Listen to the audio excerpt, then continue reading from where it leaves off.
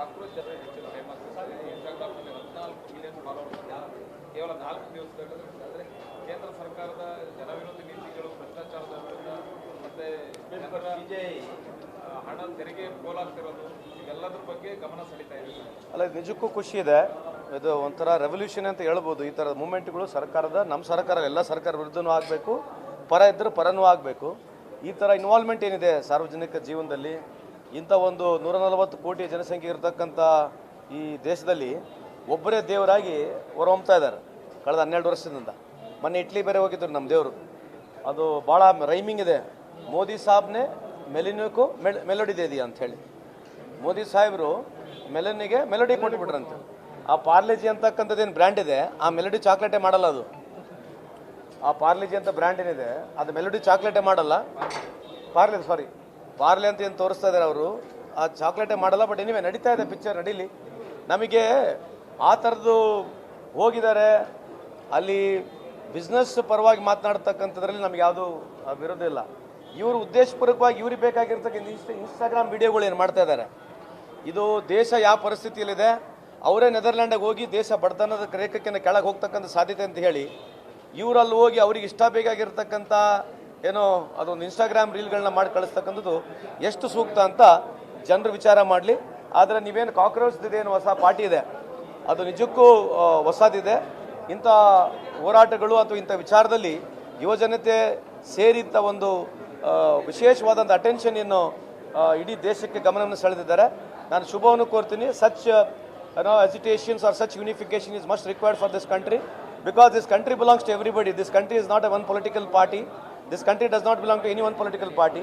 Likewise, anybody today in this democratic setup, all the younger generation, all walks of the life in the country, they should stand united, fight for the cause ಅಂತ ಈ ಸಂದರ್ಭಕ್ಕೆ ಹೇಳಲಿಕ್ಕೆ ಇಚ್ಛೆಪಡ್ತೀನಿ. ನಿಮ್ಮ political party Congress ಸೇರಿದಂತೆ ಎಲ್ಲ political ಪಾರ್ಟಿಗಳಿಗೂ ಒಂದು ಧ್ವನಿ ಎತ್ತಾರೆ sir. ನಿಮ್ಮ ಸರ್ಕಾರದ ಆಗಿರ್ತಕ್ಕಂಥ ಭ್ರಷ್ಟಾಚಾರದ ಕೂಡ ಧ್ವನಿ ಎತ್ತಿ ಅಂತ ಎಲ್ಲ ಸರ್ಕಾರಗಳಿಗೂ ಡೆಫಿನೆಟ್ಲಿ ಅನೇಕ ಸಚಿವರ ಭ್ರಷ್ಟಾಚಾರದ ವಿ ವೆರಿ ಮಚ್ ವೆಲ್ಕಮ್ ದಮ್.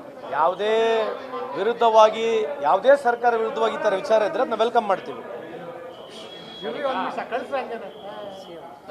ಪೆಟ್ರೋಲ್ ಡೀಸೆಲ್ ರೇಟ್ ಏನಿದೆ, ಕರ್ನಾಟಕ ಸೇಲ್ಸ್ ಟ್ಯಾಕ್ಸ್ ಏನೋ ಕಡಿಮೆ ಮಾಡಿದ್ರೆ ರಾಜ್ಯದ ಜನರಿಗೆ ಅನುಕೂಲ ಆಗುತ್ತೆ ಅನ್ನೋ ಒಂದು ಅಭಿಪ್ರಾಯ ಇದೆ. ಯಾರ್ದು?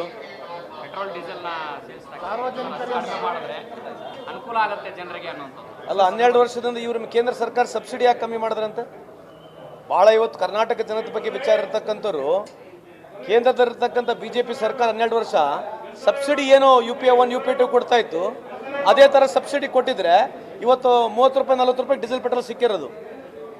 ಯಾಕಂದರೆ ಓವರ್ ಆಲ್ ಬೈಯಿಂಗ್ ಪ್ರೈಸ್ $30 ಕಮ್ಮಿ ಇರೋದ್ರಿಂದ ಮನಮೋಹನ್ ಸಿಂಗ್ ಅವರು ಸರ್ಕಾರದಲ್ಲಿ ಇರತಕ್ಕಂಥ ಸಬ್ಸಿಡಿ ಕೊಟ್ಟಿದ್ರೆ, ನಾನು ಭಾಳ ಸಲ ಹೇಳಿದ್ದೀನಿ, ನೀವು ಕೇಳಿಸ್ಕೊಳ್ಬೇಕಿದ್ರೆ ನಮ್ಮ ಕಾಲದಲ್ಲಿ ರಿಲಯನ್ಸ್ ಬಂಕ್ ನಡೀತಾ ಇರಲಿಲ್ಲ. ಯಾಕಂದರೆ ಇಂಟರ್ನ್ಯಾಷನಲ್ ಮಾರ್ಕೆಟ್ನಲ್ಲಿ ನಾವೇನು ಆಯಿಲ್ ಖರೀದಿ ಮಾಡ್ತಾ ಇದ್ವಿ, ಅದ್ರ ಮೇಲೆ ನಾವು ತುಂಬ ಸಬ್ಸಿಡಿ ಕೊಡ್ತಾ ಇದ್ವಿ. ಅದಕ್ಕೆ ಪ್ರೈವೇಟ್ ಕಂಪ್ನೀಸ್ ನಡೀತಾ ಇಲ್ಲ. ಕಳೆದ 12 ವರ್ಷದಲ್ಲಿ ಇವತ್ತು ಅದಾನಿ ಕಂಪ್ನಿಗಳು, ಅಂಬಾನಿ ಕಂಪ್ನಿಗಳು ದುಡ್ಡು ಮಾಡೋದ್ರ ಜೊತೆಗೆ ಇವತ್ತು ಗೌರ್ಮೆಂಟ್ ಆಫ್ ಇಂಡಿಯನ್ ಬಂಕ್ಸ್ ಏನಿದ್ದಾವೆ, BPCL ಆಗಿರ್ಬೋದು, ಇಂಡಿಯನ್ ಆಯಿಲ್ ಕಂಪ್ನಿಗಳು, ಅದಕ್ಕಿಂತ $1 ಕಮ್ಮಿನಲ್ಲಿ ಮಾರ್ಕೆಟ್ನಲ್ಲಿ ಇವತ್ತು ಡೀಸೆಲ್ ಕೊಡ್ತಾ ಇದ್ದಾರೆ. ಕಾರಣ ಏನು? ದೇಶ ಪ್ರೇಮಿ, ದೇಶ ಬಗ್ಗೆ ಬಹಳ ಭಕ್ತಿ ಇರ್ತಕ್ಕಂಥ BJP ಅವರು ದಯಮಾಡಿ ನಮ್ಮ ವಿಶ್ವಗುರು ಆಗಿರ್ತಕ್ಕಂಥ ಪ್ರಧಾನಮಂತ್ರಿ ಆಗಿರ್ತಕ್ಕಂಥ ಮೋದಿ ಸಾಹೇಬ್ರು ಇವತ್ತನ ಲೆಟರ್ ಬರೀರಿ. UPI 1 UPI 2 ನಲ್ಲಿ ಏನು ಸಬ್ಸಿಡಿ ಕೊಟ್ಟಿದ್ವಿ ಆ ರೀತಿಯಾದ ಸಬ್ಸಿಡಿ ಕೊಟ್ಟರೆ ಜನಕ್ಕೆ ಅನುಕೂಲ ಆಗುತ್ತೆ. ಆಯ್ತು ಸರ್, ಈಗ ಬೇಸಿಕ್ ಪ್ರೈಸ್ ಜಾಸ್ತಿ ಆಗಿರೋದ್ರಿಂದ ಕರ್ನಾಟಕ ಸೇಲ್ಸ್ ಟ್ಯಾಕ್ಸ್ ಜಾಸ್ತಿ ಇದೆ. ಹಾಗಾಗಿ ರಾಜ್ಯದ ಜನರ ಹೊರೆ ಕಡಿಮೆ ಮಾಡ್ಬೇಕಂದ್ರೆ ರಾಜ್ಯ ಸರ್ಕಾರಕ್ಕೆ ಆ ಥರದೊಂದು ಆಯ್ಕೆ ಇದೆ ಅಂತ. ಅಲ್ಲ, ಪಾಯಿಂಟ್ ವ್ಯಾಲಿಡ್ ಇದೆ ಇಲ್ಲ ಅಂತ ಹೇಳಲ್ಲ, ಬಟ್ ಇದಕ್ಕಿಂತ ಜಾಸ್ತಿ ಪಾಯಿಂಟ್ ಅಲ್ಲಿದೆ ಅಲ್ಲ. ಇದು ಸ್ಪೆಸಿಫಿಕ್ ಆಗಿ ಕೇಳ್ತಾ ಇದ್ದಾರೆ ತಾನೆ, ಇದು ಸ್ಪೆಸಿಫಿಕ್ ಆಗಿ ನಮ್ಮ ರಾಜ್ಯಕ್ಕೆ ಕೇಳ್ತಾ ಇದ್ದಾರೆ. ಇರಲಿ, ಅವ್ರು ಹೇಳ್ತಕ್ಕಂಥ ಸಜೆಷನ್ ಒಂದಕ್ಕೆ ಕ್ರೆಡಿಟ್ ಇರಲಿ, ಬಟ್ ಕ್ರೆಡಿಬಿಲಿಟಿ ಅಲ್ಲಿದೆ ಅಲ್ಲ. ನಾವೇನು ಸಬ್ಸಿಡಿ ಕೊಡ್ತಾ ಇದ್ವಿ, ಸಬ್ಸಿಡಿ ಕೊಟ್ಟರೆ ಸಮಸ್ಯೆನೇ ಬರೋದಿಲ್ಲ. ಸರ್, ಈಗ ಮುಖ್ಯಮಂತ್ರಿಗಳು ಸಚಿವರಿಗೆ ಜನಸ್ಪಂದನ ಕಾರ್ಯಕ್ರಮ ಮಾಡಬೇಕಂತ ನಿಮ್ಮ ಉಸ್ತುವಾರಿ ಜಿಲ್ಲೆಯಲ್ಲಿ ಎಷ್ಟು ಜನಸ್ಪಂದನ ಕಾರ್ಯಕ್ರಮ ಆಗಿದೆ? ನಾವು ಪ್ರತಿ ತಿಂಗಳನ್ನು, ಪ್ರತಿ 3 ತಿಂಗಳಕ್ಕೊಂದ್ಸಲಿ KDP ಆಗಿರಲಿ ಅಥವಾ ಜನಸ್ಪಂದನ ಕಾರ್ಯಕ್ರಮಗಳಾಗಿರಲಿ ಎಲ್ಲ ತಾಲೂಕುಗಳಲ್ಲಿ ವೈಯಕ್ತಿಕವಾಗಿ ನಾವು ನಮ್ಮ DC-ಗಳು ಎಲ್ಲ ಕಡೆನೂ ಮಾಡಿದ್ದೀವಿ. ಈಗೂ ಇದೆ. ಮೊನ್ನೆ ತಾನೇ ಮಾಡಿದ್ದೀನಿ ನಾನು, 1 ತಿಂಗಳೂ ಮಿಸ್ ಮಾಡಿಲ್ಲ, ಪ್ರತಿ ತಿಂಗಳೂ ಮಾಡಿದ್ದೇವೆ. ನೀವು ಮಾಡ್ತಿದ್ರೆ ಸರ್, ಬೇರೆ ಸಚಿವರು ಮಾಡ್ತಿಲ್ಲ. ಅದು ನನಗೆ ಗೊತ್ತಿಲ್ಲ, ಯಾರು ಮಾಡಿದಾರೆ ಯಾರು ಗೊತ್ತಿಲ್ಲ. ಬಟ್ ಬೇಕಾದ್ರೆ ನಮ್ದು ಬೇಕಾದ ದಾಖಲಾತಿ ಕೊಡ್ತೀವಿ. ಮೋರಲೆಸ್ ಪ್ರತಿ ತಿಂಗಳೂ ಮಾಡಿದ್ದೇವೆ. ನ್ಯೂಸ್ ಫಸ್ಟ್, ನಿರ್ಭೀತಿಯಿಂದ ನಿಮ್ಮ ಪರವಾಗಿ.